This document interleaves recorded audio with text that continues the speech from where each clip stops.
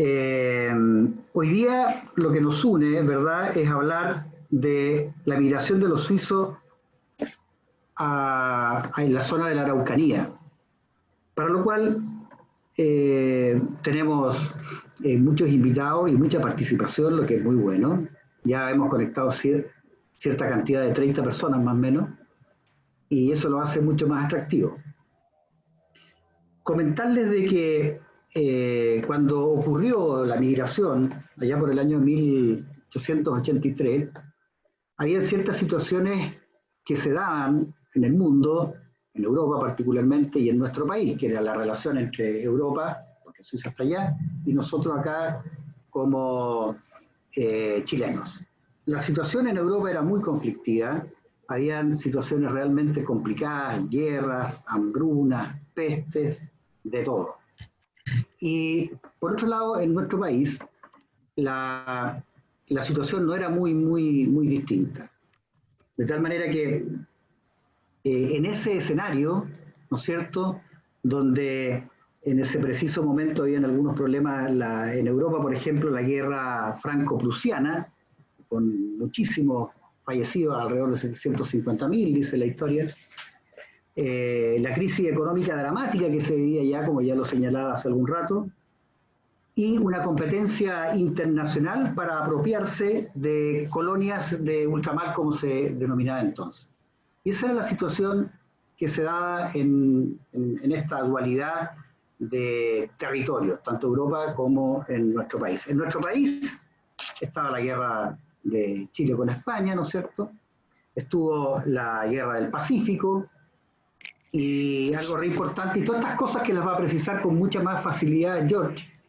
Está, por ejemplo, el convenio que se hizo con la negociación de límites con Argentina, producto de la guerra del Pacífico, etcétera, etcétera, el cual seguramente George también nos va a hacer un análisis.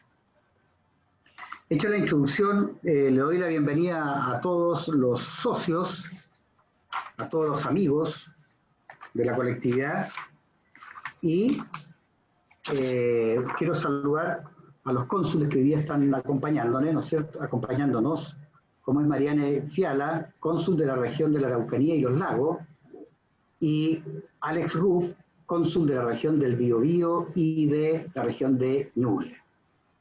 Invitado especial, que ya lo habíamos saludado hace algún rato, lo volvemos a hacer, a Carlos Stampung, quien nos honra con su presencia hoy día.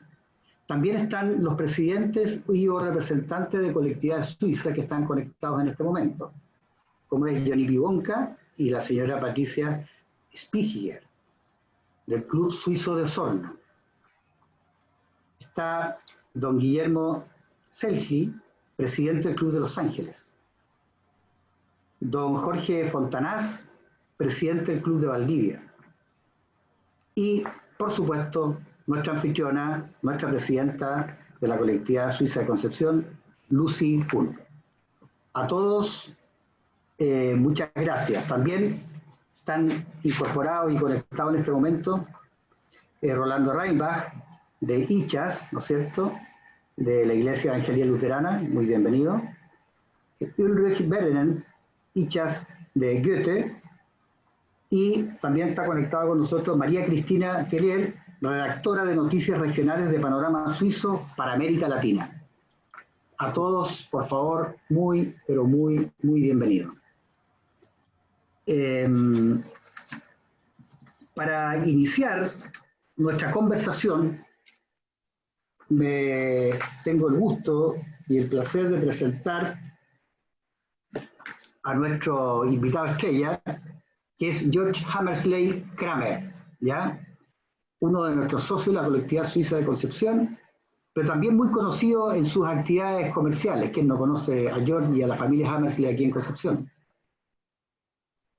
Desde hace muchísimo tiempo, como todos lo sabemos.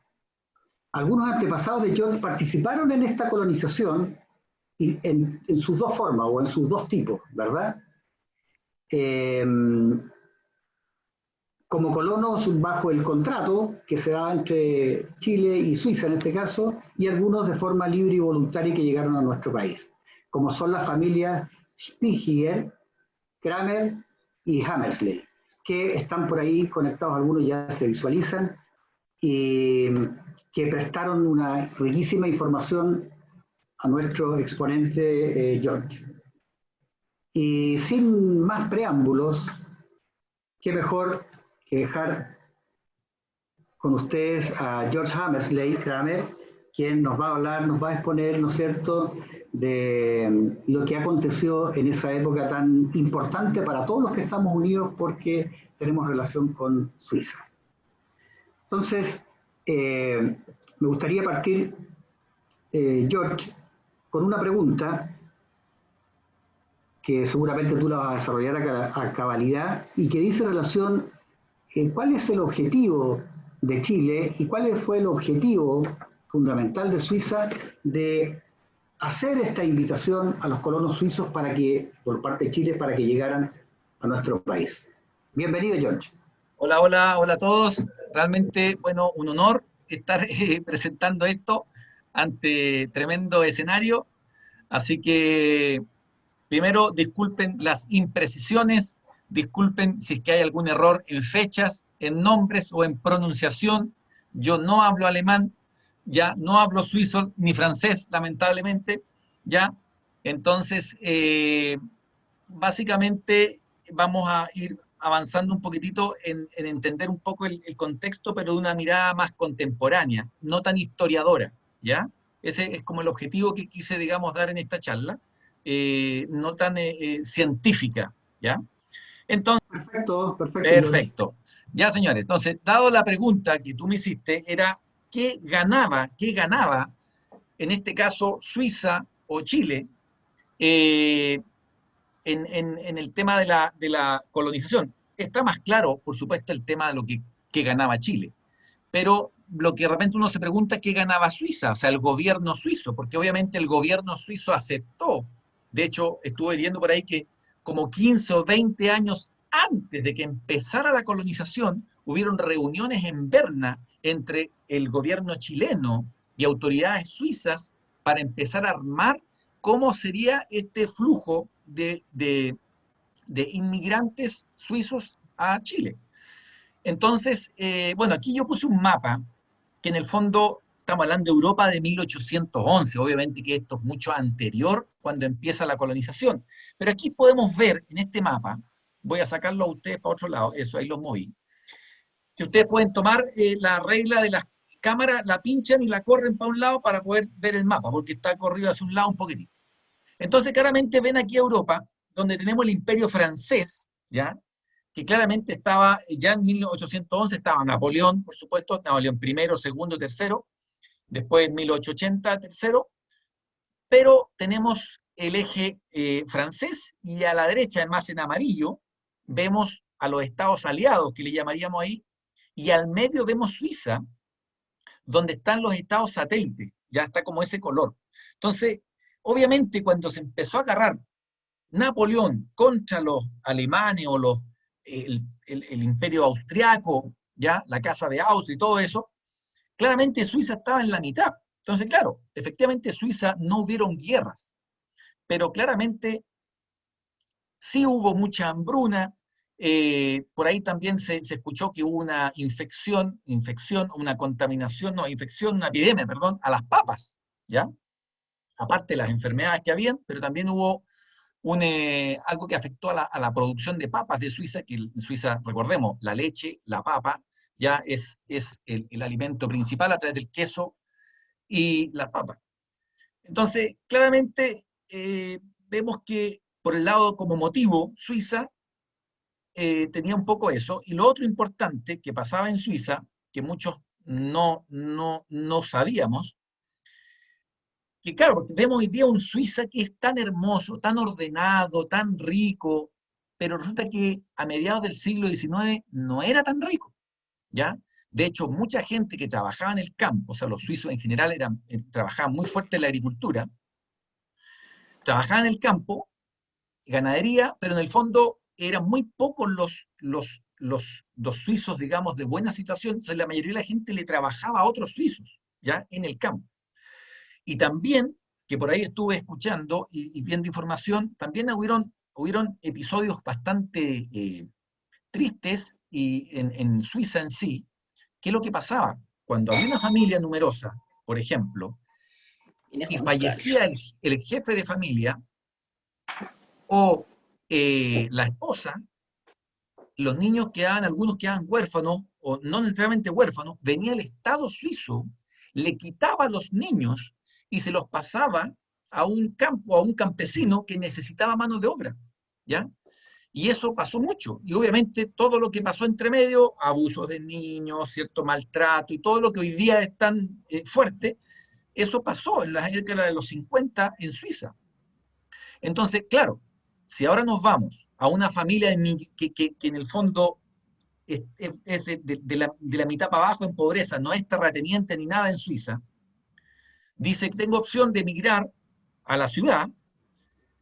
Ahí vemos cómo eran las imágenes, cómo era, digamos, la arquitectura, digamos, de esa época, cómo vivían ellos en las montañas, ¿ya?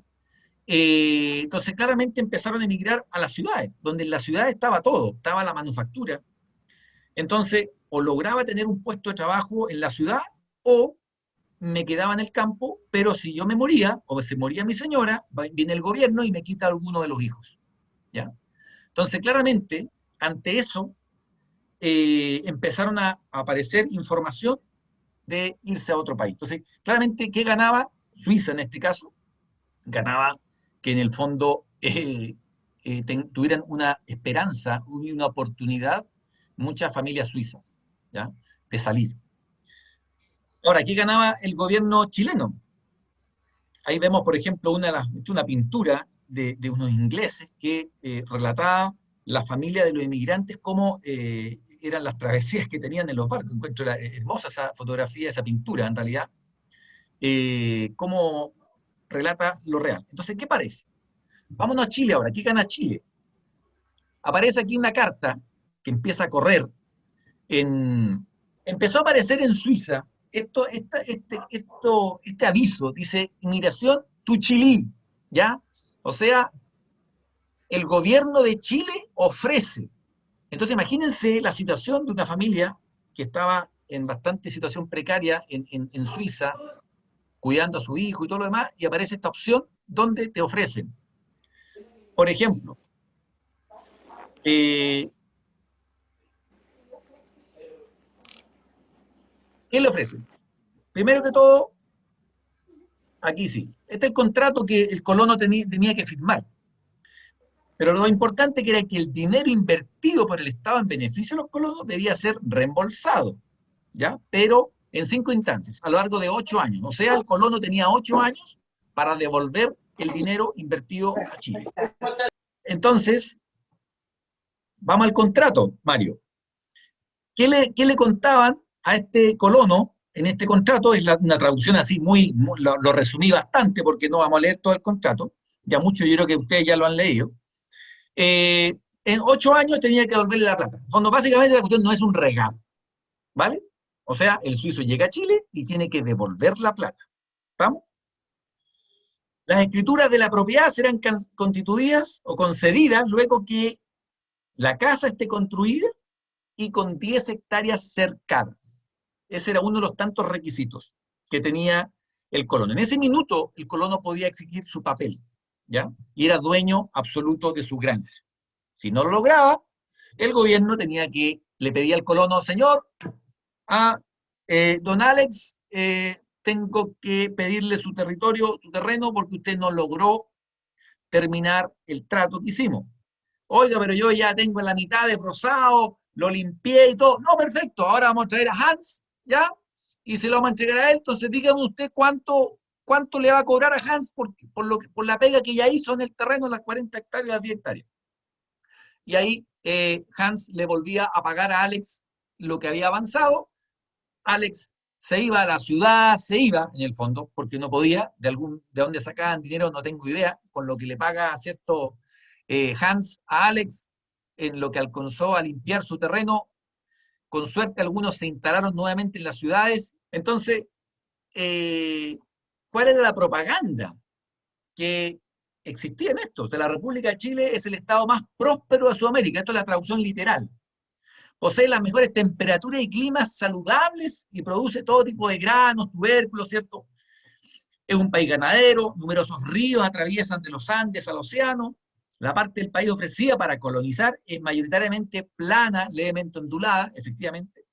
Y esta parte la puse en amarillo porque dice, esta es apropiada para desarrollar la agricultura y cultivos y el colono contará con vecinos comprometidos en el mismo propósito que él. Ya, eso es falso, ¿ya? Porque todos sabemos que claramente la Araucanía estaba recientemente pacificada, ¿ya? Entonces, claramente este colono, claramente lo estaban llevando a la pata de los caballos, ¿ya? Entonces, ¿qué ganaba el gobierno chileno? Cuando un país quiere, digamos, anexar territorio, primero viene la ocupación, pero en la pacificación militar, ¿ya? Que entra el ejército, pacifica. Pero bien, luego tiene que venir la ocupación de gente para que ese terreno tenga dueños, tenga propietarios, y así cada dueño cuida ese gran territorio, ¿ya? Y no simplemente el Estado. El Estado, por supuesto, es cierto, él tiene el ejército, carabineros o la policía, no sé qué existía en esa época, pero necesita poblar. Entonces deciden cómo poblamos, ¿ya? Y ahí existían muchas alternativas, ¿ya? Bueno, eso, Mario, más o menos en la pregunta más o menos que tú me estás haciendo, ¿ya? ¿Cuál es la Perfecto. otra pregunta que viene?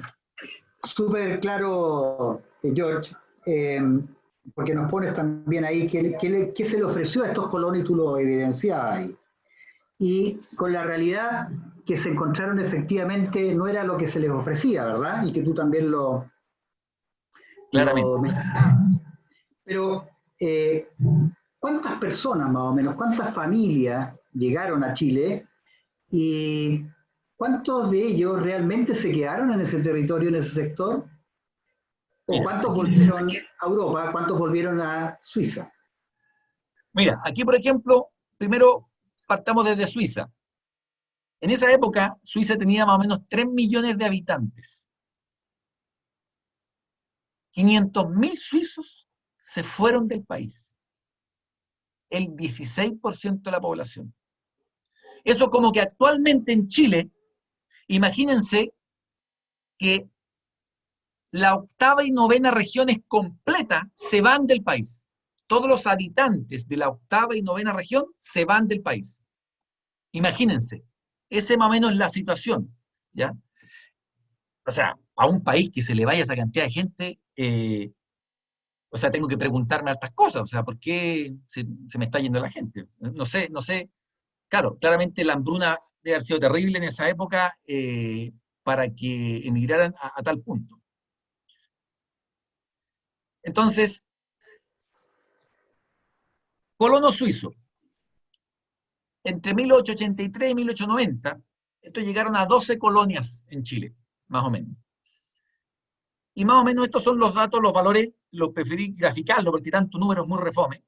¿Ya? Entonces, claramente, suizos, llegaron los que más llegaron, más de 2.500 suizos, franceses, ya 1.500, alemanes, un poquito más de 1.000, ingleses, españoles, rusos, belgas, italianos, y hasta norteamericanos, creo que eran como 5, por eso no aparece ahí la. Eh, Ahora, igual, esta información claramente no cuadra con el periodo previo a 1883, porque claramente en 1840, 1860 tenemos la colonización alemana en el sur de Chile, que eso no está aquí, ¿ya? Estos son colonos contratados, ¿ya? Yo no estudié la parte de los alemanes, no sé cómo fue el método, pero por lo menos aquí, en la Araucanía, esto fue lo que llegó, ¿ya? Esto fue lo que llegó a la Araucanía. Y de estas, más o menos 6.000 personas, el 50% se quedó. ¿Ah? Y el 50% más o menos se fue. O sea, logró pagar algunos, los otros no pagaron, pero muchos de los que pagaban o sea, perdón, inscribían su terreno, lo vendían y se iban, ¿ya? Eso, digamos, fue un poquito la realidad que pasó con los suizos en la zona, o sea, la mitad siguió, ¿ya? Obviamente que si yo no tengo un censo, no tengo información de qué pasa hoy día, o sea, cuántos de esos terrenos todavía quedan en manos de esos suizos originales, pero claramente, aquí hay algo claro que históricamente, porque se habla mucho de la palabra reivindicación, ¿cierto? Y territorio ancestral y todo lo demás, que respeto mucho eso, pero claramente en este caso de los suizos, ¿ya? Ellos fueron traídos, ¿ya? Ofreciéndoles algo, ¿ya? A un país por el Estado chileno y los colocaron, ¿ya? Y mucho de lo que se les ofreció no se cumplió, que también lo vamos a detallar un poquito más adelante. Pero eso más o menos, Mario, no sé si contesta la pregunta, ya no me acuerdo cuál era la pregunta al final. Si, ¿ah? Decía relación con cuántos regresaron a sus países de origen y tú diste Claro, cuenta de ellos, de cuántos llegaron, etcétera. Ahora, como no todo fue color de rosa y hubo problemas, pero se habla de que en la zona, ¿no es cierto?, de la Araucanía, los suizos crearon una especie de asilo escuela, correcto. ¿verdad? Que tenía como misión, como objetivo, como propósito primero y último, el justamente acoger a niños huérfanos que por diversas razones, tú nos explicas si quieres las razones, este asilo los acogía. Eh, ¿Cuál era el nombre? ¿Qué importancia tuvo? Y tengo entendido que tú tienes ahí una vivencia de tu familia bien interesante. Eso es mi Mira, consulta. antes de pasar a la providencia, espérate un poquitito, vamos a hablar un poquitito de la llegada primero, vamos a hacer un poquito una cronología de fechas, ¿ya? Para irnos orientando un poquitito. Entonces esto lo voy a pasar más rápido para que ustedes en su mente vayan armando el mapa. Aquí estamos hablando de un mapa, estoy hablando de mapa, de 1800, ¿ya? Frontera chilena en 1800.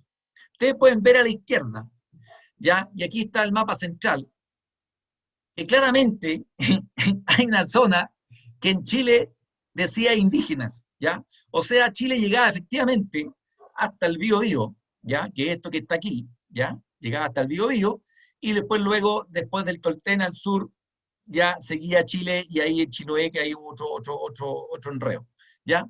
Pero claramente, pero no era solo Chile, o sea, miren toda la zona de la Patagonia Argentina, como también, vamos a retroceder acá, como también otras zonas de América del Sur, acá arriba, también hay zonas de indígenas, ¿ya?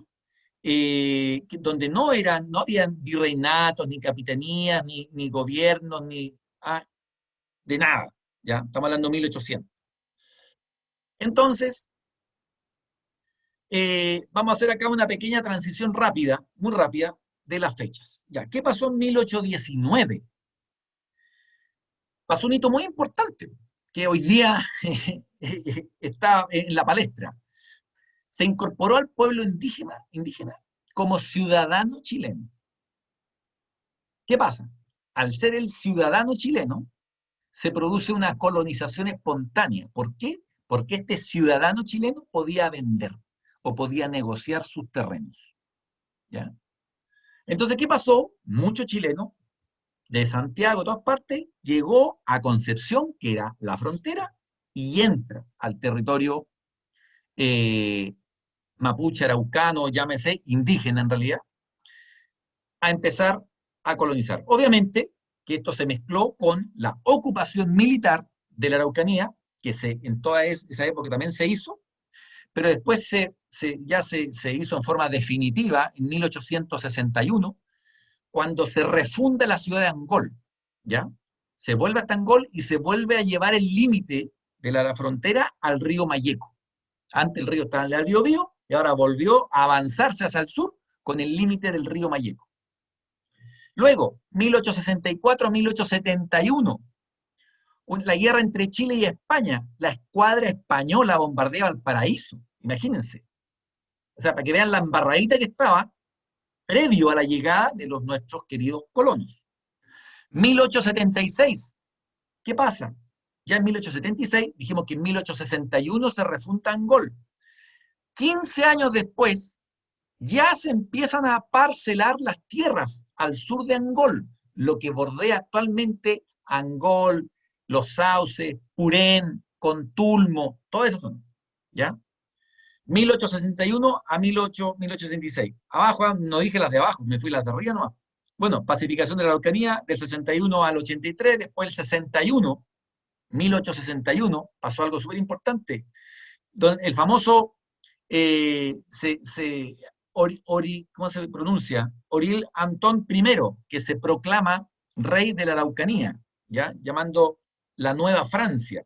Pero claramente este personaje duró muy poco, al final terminó preso o en un manicomio en Francia.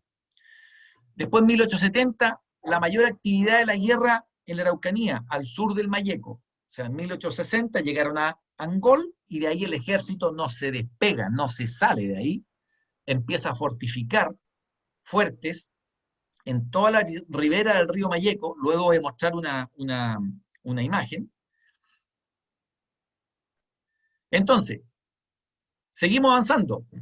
1878 se funda Traguén. Ahí, apenas en 1878, o sea, nada, estábamos al lado. ¿Ya? 1879 se define como Traguén el granero de Chile. Todo, más de alguien ha escuchado hablar, ¿ya? O sea, toda mi familia, mis abuelos son de esa zona, entonces, claro, se hablaba del granero de Chile. Yo me acuerdo cuando el chico, todos esos cerros todos pelados, pelados, pelados, pelados. Ahora tú vas, claro, hay eucalipto, pino, más verde, pero en esa época estaba todo pelado, puro trigo.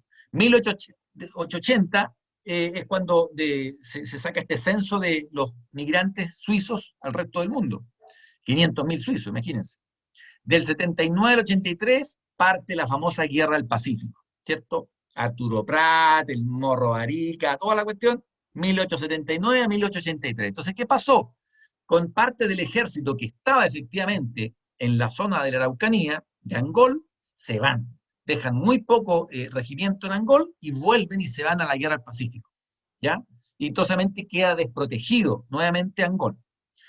¿Qué pasó? 1881 se firmó un tratado, más encima, por las negociaciones de límite con Argentina, que fue cuando perdemos toda la Patagonia del Sur, ¿ya? 1881. Luego, tenemos que, también 1881, dado que había muy poca resguardo militar en la zona, se produce un levantamiento mapuche. La última gran rebelión en un ataque masivo en Temuco, solo 2 años antes de la llegada de los primeros suizos. 2 años antes de la llegada de los suizos, allá había habido una rebelión de los mapuches en la zona. Después, 1882, un año después, esto es un dato igual, creo que detalle importante que me llamó la atención, el presidente Domingo Santamaría crea el que crea la Agencia General de la Colonización y la Inmigración en Europa y pone su sede en París. Ya, pero ¿por qué? Porque en 1883 se funda la SOFOFA. ¿Qué es lo que es la SOFOFA? Sociedad Nacional, ¿cierto?, de Fomento Fabril.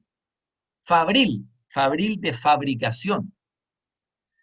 En Chile, en 1880, 1882, si yo quería una cuchara, la cuchara no se hacía en Chile, era importada.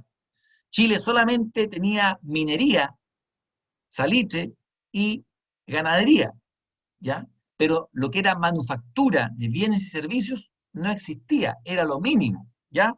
Aparte de hacer el pan y con suerte, ¿cierto?, algunos muebles, cosas así, la materia prima, todo era para afuera. Y por supuesto, la pequeña empresa que empezó a generar algo, si requería una materia prima para fabricar algo, tenía que importar. Entonces, claramente se produce un fomento de la SOFOFA. ¿Por qué lo puse? Porque la SOFOFA era la que estaba a cargo económicamente de la oficina de la migración en París, ¿ya? O en Europa en general, ¿ya? Porque en el fondo lo que querían, o sea, el gran objetivo de Chile era claramente, nosotros necesitamos anexar tierras, pero esas tierras tenemos que hacerlas productivas. ¿Por qué? Porque claramente si queremos que la población crezca, tenemos que tener cosas y tenemos que tener, aparte de la comida, aparte del salitre y de la minería, que era el fuerte. 1883 ya empieza la parte nuestra, en Burdeos, sale la primera partida para Chile, ¿cierto?, compuesta por 130 hombres, 69 mujeres, de ellos 185 españoles, 12 franceses, 3 italianos y 38 eran hombres solteros. Detalle. Después del 83, otro barco más, donde ya vienen 44 suizos, ¿ya?, que eran mayor cantidad. Y después, en noviembre, ya vienen otro barco donde eran 502 personas, de las cuales 493 personas eran suizas, ¿ya? ¿Qué pasa después? Seguimos con la cronología. 1883 a 1890 los colonos ya se instalan en estas 36 colonias entregadas, ¿cierto?, en concesión en la Araucanía. Más adelante vamos a mostrar el mapa, ¿cierto?, la ubicación de los nombres de las primeras colonias. 1890, puse esa foto de fondo, inauguración del viaducto de Malleco, ¿ya? Se demoró 5 años desde que lo idearon en 1885 hasta 1890 que estuvo construido. Yo encuentro que es un tiempo récord, lo cual muestra la desesperación que tenía el gobierno chileno en anexar esas tierras y unir Chile, unir toda la zona del norte del Malleco con el sur, lo que era Osorno y Valdivia, que ya antes había tenido una colonización muy buena, pero todo se cortaba en Valdivia. De hecho, en Valdivia hay fotos, no las voy a mostrar ahora porque no era el tema, no había puente. Entonces todo era de Valdivia al sur, ¿ya? Y por barco, por supuesto, de Corral, se mandaba toda la producción a Santiago, al sur, hacia el norte, ¿ya?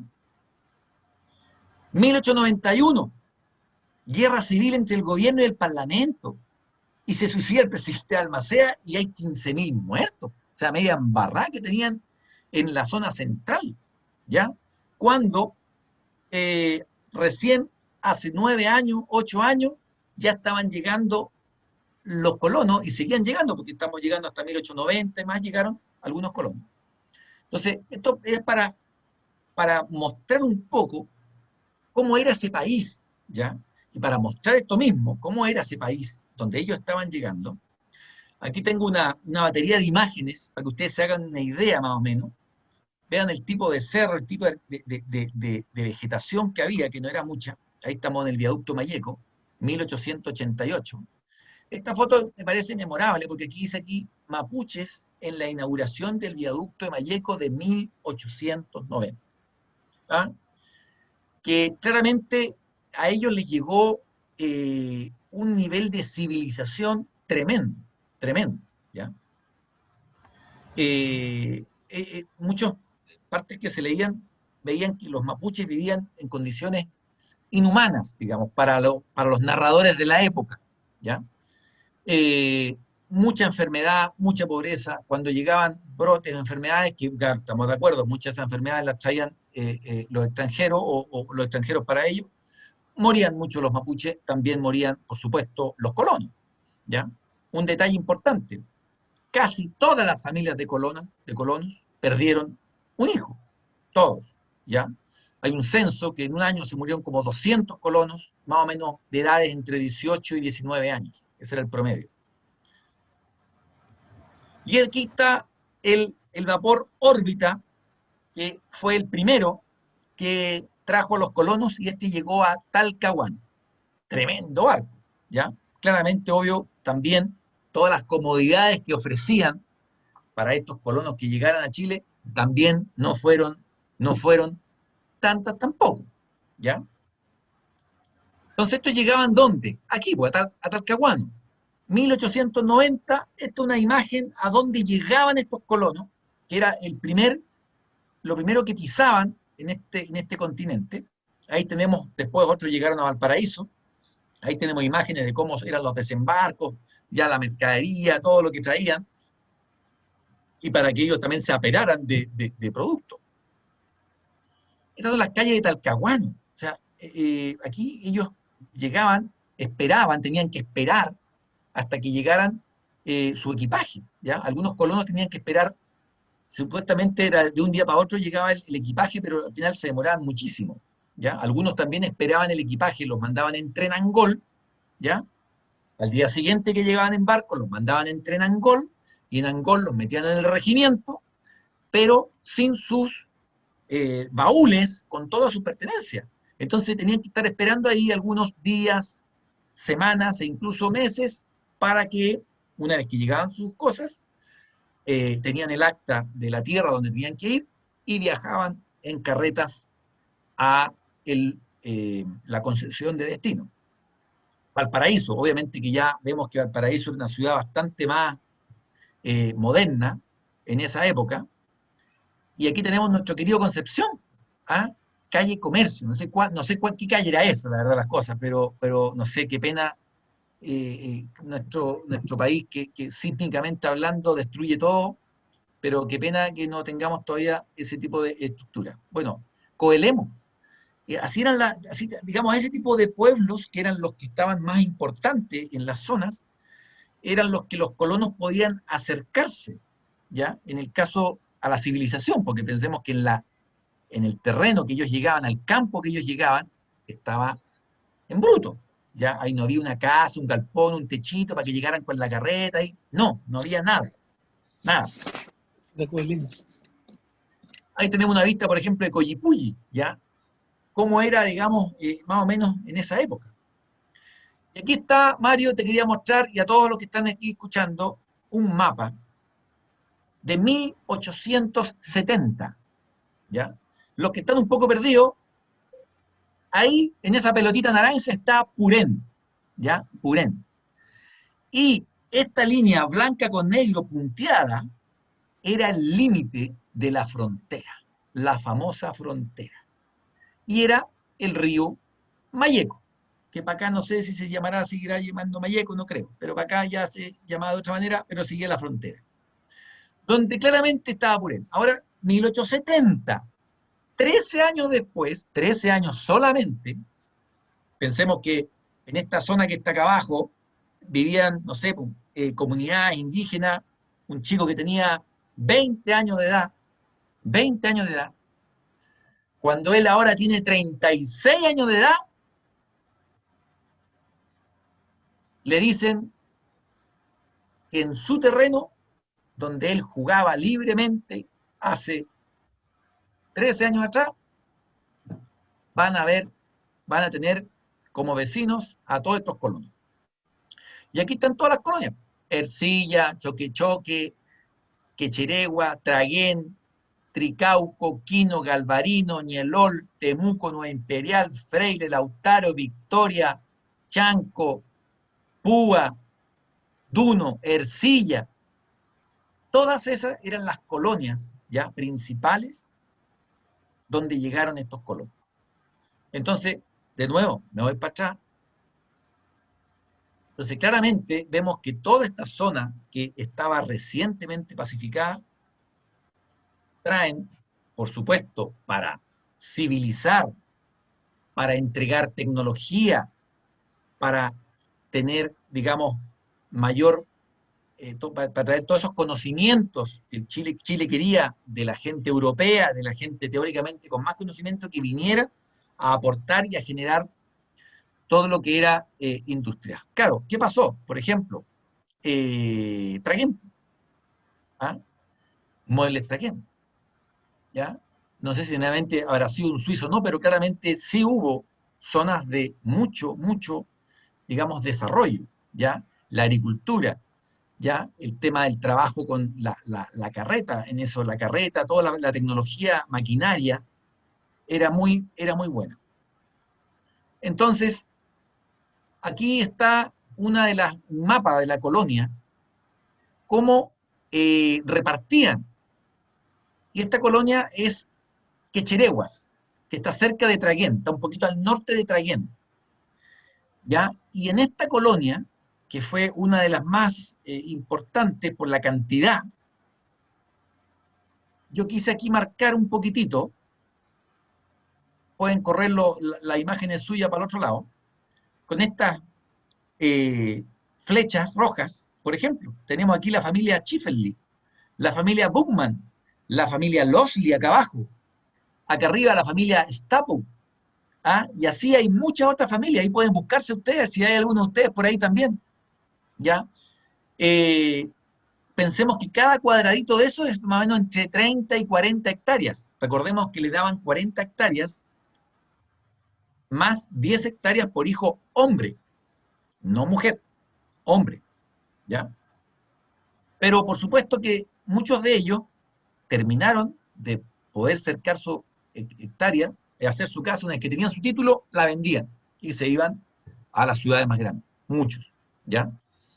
Y otros no pudieron. Eso está al lado de Traiguén, al lado. ¿Ah? Así es. Entonces, ¿qué pasa ahí? Aquí voy a mostrar un poquitito cómo era la llegada de estos colonos, porque en el fondo, ¿cómo uno se pregunta, bueno, cómo llegaron?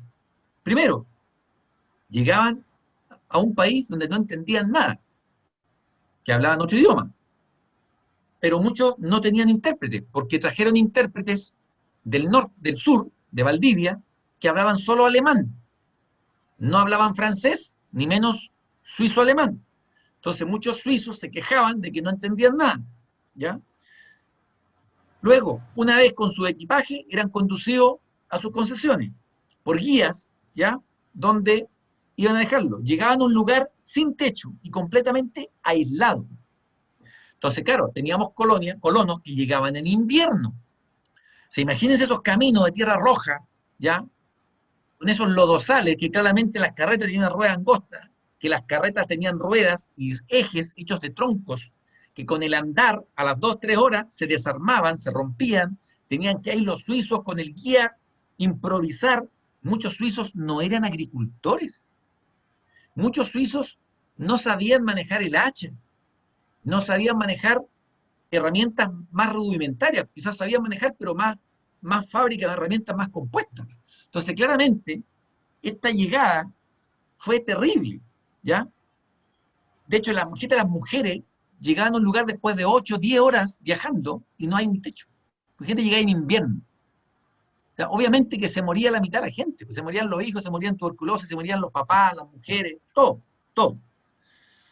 Protección. Si alguien se enfermaba, claro, el contrato decía salud gratis por 2 años. Tenía que agarrar una carreta o irse caminando 10 horas para llegar a Angol, ¿ya? O para llegar a Purén, que todavía Purén se demoró un poquito más en estar perfecto. Entonces, realmente, nuestro antepasado en esa zona, principalmente, fue durísima, durísima, ¿ya? ¿Qué pasa aquí? 1883 se instalan 1.400 familias y en 1897 quedaban solamente 709 familias, la mitad, lo que le había contado antes, en esa zona. Algunos vendían su territorio, su terreno, otros simplemente decían, no puedo seguir, no me da el cuero, ¿ya? Por ejemplo, aquí quise poner esta fotografía. Esto no es Chile, esto es Argentina, estos son colonos argentinos, ¿ya? Pero claramente de Chile no tenemos tantas imágenes, pero claramente ese es el nivel de infraestructura y de comodidades que lograban tener en una zona donde no había nada, nada, y tenían que empezar a levantar todo, ¿ya? Aquí tenemos Angol, a 6, 7, 8, 9, a 30 años de su refundación, a 30 años, claramente, obviamente ya era una ciudad que tenía, ahí está el molino de José Bunster, de Angol, que era un terrateniente muy, muy grande, claramente ya la ciudad está bastante mejor. Aquí tenemos, por ejemplo, una cervecería en Angólega en el año 1900. Igual, estamos hablando 40 años después de su fundación, donde ya había mucho comercio, mucho movimiento en esa zona. Aquí tenemos la calle Traiguén, en Traiguén, 1905, a 27 años, a solo 27 años de su fundación. ¿Ah? Para que vean el nivel de arquitectura hermosa que había en esa ciudad, realmente, bueno, ahora hay una agrupación en Traiguén que defienden lo que es el patrimonio nacional, cultural, histórico. ¿Ah? En eso lo tienen bien apegado, ¿ya? Ahí hay, por ejemplo, una fotografía de los colonos de la familia Schalzi Platter. Lo increíble de esta foto es, la fotografía la tomó, no sé si la tomó, la aportó don Carlos Stapuk Ruf, que creo que está presente, no sé si es él, su hijo o su nieto, no sé, o esta foto la aportó él de su archivo a, a esta página donde encontré esta fotografía de colonos de la Araucanía. Y aquí, otra fotografía de colonos de Purén, 1890, David Spichiger, Elizabeth Teucher, junto a sus hijos, que finalmente ellos tuvieron 8 hijos más, o sea, 8 hijos en total, 4 nacieron en Chile. Bueno, ese caballero es mi tatarabuelo, ¿ya? Ellos fueron los que llegaron como colonos contratados, oficiales, a Purén, ¿ya? Y la verdad que yo hace poco, en realidad hace unas semanas, cuando empecé a investigar esto, me enteré que don David Spichiger, el caballero ese de barba que está ahí arriba, llegan, ¿cierto? Él claramente él venía de Suiza con otra imagen, otra idea, ¿ya? Él llega aquí, él se desilusiona totalmente, y trata de volver a Suiza, y no puede, porque no tiene los recursos económicos, entonces no le queda otra que seguir avanzando, y tienen 4 hijos más, y ya hubo un momento que él ya no aguantó más, y con las maderas que le entregaban, acordémonos que le entregaban 100, 400 tablas, no sé cuántos clavos, la yunta huella, todas estas cosas que le entregaban al colono, se habían hecho una ruca así bien básica, y este caballero entró en depresión, se metió en la ruca y no salió más hasta que se murió, ¿ya? Con sus hijos pequeños, la Elizabeth Teucher se queda sola, viuda, con 8 hijos, ¿ya? 10 años, 8 años, 7 años, 4, 3, 2, imagínense. Y ahí empieza a tratar de salir adelante en un Purén, donde básicamente con la crianza de ganado, hacer todo lo que es embutido, ese tipo de cosas, empieza a mejorar. Bueno, y aquí viene una anécdota, pues este caballero, el hijo mayor, que creo que es Santiago, que es este que está aquí, aparentemente, empiezan a hacer, digamos, a producir longanizas, distintos embutidos, y él los va a vender en las ciudades cercanas, Los Sauces, Angol, y un día fue a Talcahuano a vender sus productos. Y en eso, no sé qué edad tenía como 18 años, 20 años, y en eso ve parar en una esquina a una muchacha, pero muy bonita, y le llamó la atención. Seguramente las pureninas eran pocas, ¿cierto? No había mucho donde mirar. De Talcahuano, esta cosa grande, y él desesperado también por vender los productos que traía, la sigue, ve que esta niña se mete en una casa, y este dijo, ya, no pierdo nada, toca la puerta de la casa, entra, hola, buenas tardes, mire, soy Santiago Spichiger y vengo a vender estas longanizas que traigo del sur. Y en eso está el papá y la mamá y escuchan y dice, ¿quién es usted? Santiago Spichiger. ¿Spichiger? Y resulta que en el barco que se había venido esta familia, se hicieron muy amigos de la familia Butikofer, ¿ya? Y esta familia venía, perdón, perdón, a ver esta cuestión, disculpen. Esta familia tenía, la señora Butikofer venía embarazada. Entonces ellos jugaban en el barco, imagínense, como 3, 4 meses, ¿ya? Y tenían al hijo Santiago, que en el barco tenía 4 años de edad. Y estas dos familias amigas, los Spichiger y los Butikofer, soñaban y decían, mira, si llegamos a Chile y nace mi guaguita, que tengo mi guata, y si es mujer, se va a casar con Santiago, que tenía 4 años. Llaman a la hija, que era Luisa, y finalmente se casan. Santiago Spichiger y Luisa Butikofer. Ambos llegaron a Chile en el mismo barco sin saberlo. Ahora voy a ver si puedo contar la otra historia. que es más o menos parecida. Vale, Disculpen, vale, vale. pero Vale, esta Joan, cuestión es fuerte. si quieres te Bueno, tomas tu tiempo, pero vamos, que está muy, muy entretenido, muy, muy entretenido. bueno, la otra historia es la siguiente, la Providencia. Bueno, ya hablamos de Purén, o sea, de Traguén, perdón. Vamos a dejar en pausa ahora a los Spiegel Butikofer en Purén con su romance. Y viene ahora la Providencia, donde había un padre, que era el pastor Leutdiller, suizo, que él viene a evangelizar, ya, en el fondo, y lo mandó la Sociedad de Auxilio de la Iglesia Protestante de Suiza, ya.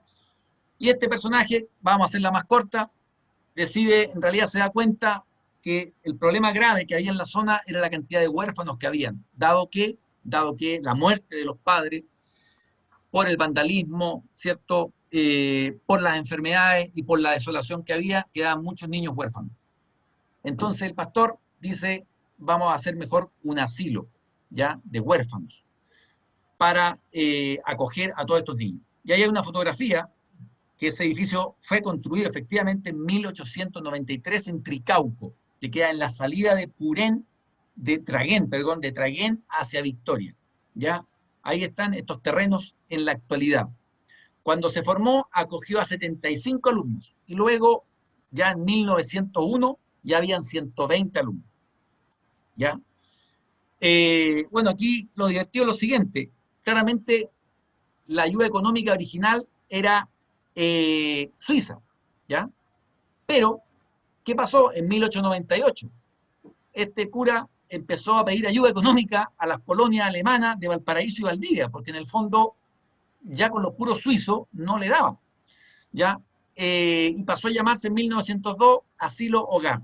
Y después en 1910 asume la dirección Paul Hammerling, originario del cantón de Berna, que de 1910 hasta 1936 la formación era básicamente con contenidos de la educación helvética. Después de 1936 ya se empezó a cambiar el sistema educativo. Bueno, aquí hay algo también divertido, porque resulta que en forma paralela, estamos hablando del año 1902, 1903, llega a Valparaíso mi otro bisabuelo, de apellido Kramer, ¿ya? Y llega con 2 hijos, ¿ya? Y tiene 2 hijos más en Valparaíso. ¿Qué pasó? Él venía muy enfermo, ¿ya? Muy enfermo y empieza a trabajar en sastre en Alemania, ¿ya? Él fue colono, digamos, libre, ¿ya? Él decidió, por toda la mala economía que había en Europa, decide venir a Chile. Viene con su esposa embarazada en el barco, llega a Chile, nace la guagua, muere su esposa, él queda viudo con 4 hijos, ¿ya? Luego de sus 4 hijos, solo tratando de trabajar en sastre, trabaja con los marinos principalmente, de ahí conoce a una señora para que lo ayude con los niños, finalmente se encariñó con la señora y tienen un hijo más, 5 hijos, y él trabajaba como loco y al final se empezó a enfermar. Le pasó la cuenta todo lo anterior y se empezó a enfermar. Él dijo, me voy a morir, tengo 5 hijos, uno con esta señora, ya, que en el fondo muy amablemente se está haciendo cargo de toda mi familia, pero obviamente las mujeres no podían trabajar mucho en esa época. ¿Cómo financió esto? Y fue, ¿dónde a pedir ayuda? A la Embajada de Alemania. Fue a la Embajada de Alemania y en la Embajada de Alemania le dicen, ¿sabe? Mira, a través nos vino un cura del sur y vino a pedirnos plata de un asilo, La Providencia, que queda en Traguén. Así que aquí está el dato, puede mandar a su hijo a ese asilo. Y él hizo una carta, porque sabía que se iba a morir, y le dijo a su nueva pareja, cuando yo me muera, a mis 2 hijos mayores, Carlos y Martín Kramer, entrégales esta carta. Al poco tiempo muere, queda esta señora sola con los hijos. Les cuento esto porque hay que relatar también lo duro que fue ya para todos nuestros antepasados el formar este Chile de hoy, ¿ya? Porque hoy día la gente se olvida y cree que la gente que tiene éxito se lo regalaron todo. Pero claramente hubieron colonos que tuvieron éxito y otros que no tuvieron éxito, ¿ya? Aquí tengo dos casos, ¿ya? Uno que tuvo medio éxito y otro que claramente no tuvo éxito, ¿ya? Que fue voluntario más encima, donde se le desarma a toda su familia y finalmente reparte a su hijo en adopción, ¿ya? Una hija se queda con esta madre, los otros dos hijos, esta madre, digamos, nueva madre de los hijos, los sube arriba de un tren a los 8 y 9 años de edad rumbo a Traiguén, con una carta. ¿Y saben quién lo estaba esperando en la estación? Este caballero, ¿ya? Eso dicen las memorias de mi abuelo, que él lo recibió en la estación, ¿ya? Y lo llevó a la escuela agrícola La Providencia, donde él estuvo ahí durante 10 años. El de los 8 años hasta los 18 años, ¿ya? Y a los 18 años ellos salían de La Providencia y le entregaban un dinero y con ese dinero ellos tenían que ser libres, ¿ya? Y ahí mi abuelo Kramer, Carlos Kramer, y su hermano Martín Kramer se fueron a trabajar a Capitán Pastene o a Lumaco, ¿ah? Y después posteriormente en Los Sauces. Esa es la historia paralela. Ahora la otra historia más, un poquito más divertida, que si nos vamos a la historia de la Providencia, aquí en 1910 asume la dirección Paul Hammerly, hasta 1936. Bueno, mi abuelo se fue de la Providencia en 1920, más o menos. Y el señor Paul Hammerly va, y cuando mi abuelo ya tiene 18 años, se va y le pasa 15 pesos. Y le dice, este es tu patrimonio para que tú puedas empezar tu nueva vida solo y libre en donde quieras. 15 pesos. Este señor Hammerly. Bueno, 50 años después, no sé si más o menos, mi abuelo, por supuesto, ya se casa, ¿cierto? Todo lo demás, con Gerta Spichiger de Purén, de ahí vienen los Spichiger. Tiene una hija que se llama Helga Kramer, mi madre. Se viene a estudiar al colegio alemán, conoce un caballero, y después ese caballero llega ya a Los Sauces. ¿Y cómo se llamaba ese caballero? Mario Hammersley. Pero Hammersley. Entonces mi abuelo se acordó del Hammersley que le entregó esta plata y mi abuelo lo aceptó inmediatamente. Pero mi abuela nunca lo aceptó. ¿Ah? Pero qué increíble las coincidencias de la vida, cómo pasan historias de gente que tuvo éxito. Mi otro pariente, digamos, Hammersley, llegaron a Chile en 1872 a Valparaíso, pero él se quedó en Valparaíso. Mi abuelo llegó en 1902, el Kramer, el alemán. El inglés llegó en 1872, pero él se queda en Valparaíso y funda la primera óptica del país. Y claramente tuvo mucho éxito, ¿ya? Un camino completamente distinto, ¿ya? El otro, en cambio, llega, su familia, se muere su esposa, muy poco trabajo y reparte a su familia en un orfanato o en adopción, o sea, imagínense, ¿ya? Entonces, claramente el esfuerzo de toda esta familia lo tenemos que entender y traspasar a nuestro hijo, ¿ya? Así que, bueno, eso Mario más o menos quería contarle, no sé. Entretenido, con mucha consistencia, mucha historia, con mucho humor a rato, con bastante emoción, pero otro rato súper bien. Un poco para ir redondeando, y se nos ha pasado la hora de una manera tremendamente rápida, conceptuales, como para ir redondeando, si les parece bien a todos, invitar a don Carlos Stampung para que haga una especie de resumen, de acuerdo a lo que tú estimes conveniente, Carlos, para dar por terminada esta excelente conversación que tuvimos de parte de George, que nos entretuvo, nos emocionó a rato, nos hizo recordar situaciones de todos nuestros familiares que hubo acá, que con mucho esfuerzo han tratado de hacer las cosas bien, digamos.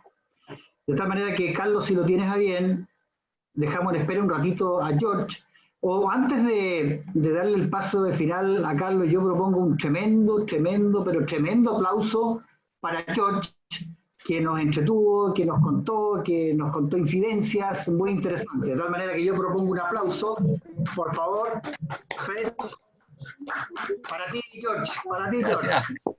Para ti. Gracias. Muchas gracias, George. Un gusto saludarlo y muy entretenido con la historia del señor Hammersley, que en realidad se hace mucho más entretenido comprender la historia con todas estas historias personales que le agregan más interés a la historia, digamos. Yo me he dedicado por varios años a estudiar un poco este proceso. La verdad es que hace 20 años atrás era un proceso bastante desconocido. Afortunadamente hemos encontrado en el Ministerio de Bienes Nacionales, encontramos unos libros de la colonización y eso nos ha permitido tener un proceso súper claro y ordenado. ¿Ah? O sea, por ejemplo, a diferencia, creo, de la colonización de Valdivia, no existe un proceso tan ordenado. Hoy día tenemos prácticamente todos los barcos que llegaron durante un proceso entre 1883 y 1890, con todos los colonos, los nombres que venían. Así que es muy interesante, digamos, y también conocer un poco qué pasó con todos estos colonos, cómo les fue, cómo cambiaron, y toda la descendencia y ¿cómo se llama? Lo que han entregado al país, digamos, ¿no? O sea, es indudable el aporte. Ahora, yo emigré a Santiago ya yo soy de Traiguén, emigré a Santiago hace muchos años, digamos, y siempre acá en Santiago los gringos y todos siempre eran de Valdivia, digamos. O sea, hace 20 años atrás en Santiago prácticamente nadie conocía estos procesos, ¿ya?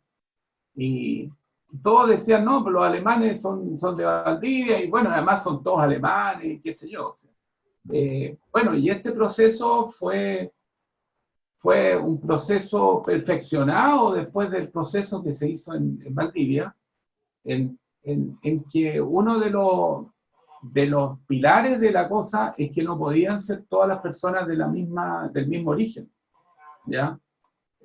Porque no querían que los colonos formaran cosas tan independientes, querían que se integraran a la sociedad. Y bueno, de hecho la colonización, los principales son los suizos, pero también están los franceses, los alemanes y en la última parte los ingleses. Entonces, además, imagínense cómo sería la Araucanía en los tiempos de las guerras posteriores que vivieron en Europa, digamos. De hecho, en Traiguén, el colegio alemán estaba al frente de la Alianza Francesa, digamos, y bueno, acá se convivía de una forma más armoniosa, digamos, todos estos fenómenos que estaban ocurriendo en Europa. Puedo decir, por lo menos del proceso de los suizos, que fueron 2.600 suizos, y que fueron los pioneros, ¿ya? Los suizos fueron los primeros que llegaron en este proceso. El primer año llegaron como 1.100 suizos, y en 3 años ya habían como 2.400 suizos, los 3 primeros años, y así que claramente los suizos fueron los más audaces, y siempre se decía que los suizos eran los que más se adaptaban al país y que eran también más apegados a la tierra. Lo que sí, hubo un proceso de abandono de las tierras y después de las ventas cuando les dieron los títulos de dominio, pero la gran mayoría de la gente nunca más pisó su patria, digamos. O sea, la condición económica además no les permitía. O sea, y incluso pasaron varias generaciones antes que la gente pudiera volver a su patria. Así que, como hay un dicho que, bueno, la primera generación vino como a morir, a echar los huesos para sus hijos. Los hijos ya, no sé, tuvieron el pan y, bueno, nosotros ya estamos como en la cuarta y quinta generación que realmente somos los que hemos disfrutado de todo este esfuerzo. Pero por lo menos hasta la generación de mis abuelos, digamos, fue solamente sacrificio y trabajo. Entonces, es increíble esa mentalidad de irse a un país y prácticamente mucha gente tenía 50, 40, 60 años, los padres. En ese tiempo además se moría joven, digamos, a partir de los 50 años era común morir. Así que prácticamente esos colonos lo hicieron todo por los hijos. O sea, ellos entregaron su vida en otro país por el futuro de los hijos. Así que eso es como lo que podría aportar.